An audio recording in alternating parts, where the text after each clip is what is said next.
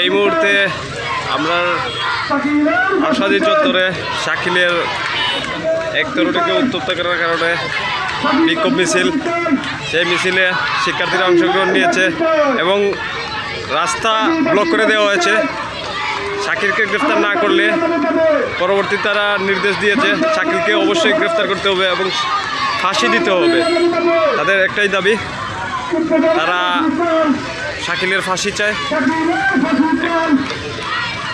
ফাঁসি ছাড়া তারা আর কোনো, দেখা যাচ্ছে ঢাকা রোড এবং সিলেট রোড যাত্রীগামী ট্রাক বাসগুলো সব আটক করে দেওয়া হয়েছে, দেখতে পাচ্ছেন আপনারা।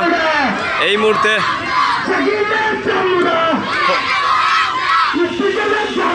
আশকান্দি চত্বর বিক্ষোভ মিছিলে মুখরিত হচ্ছে। আপনারা দেখতে পারবেন শাকিলকে অবশ্যই তারা ফাঁসি দাবিতে তারা বিক্ষোভ মুখর মিছিল করছে।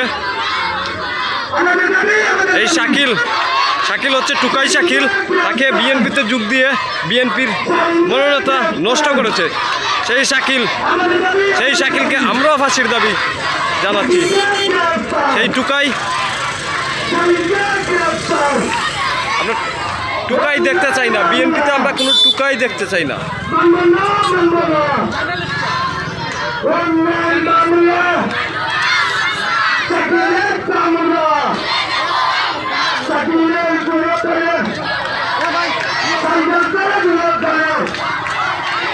আপনারা দেখতে পাচ্ছেন রাস্তা অলরেডি ব্লক করে দেওয়া হয়েছে, এখানে প্রশাসনের লোক রয়েছে, কিন্তু তারা শিক্ষার্থীকে কিছুই করতে পারছে না, কারণ তারা একটাই দাবি যে শাকিলের ফাঁসি চাই। অ্যাম্বুলেন্স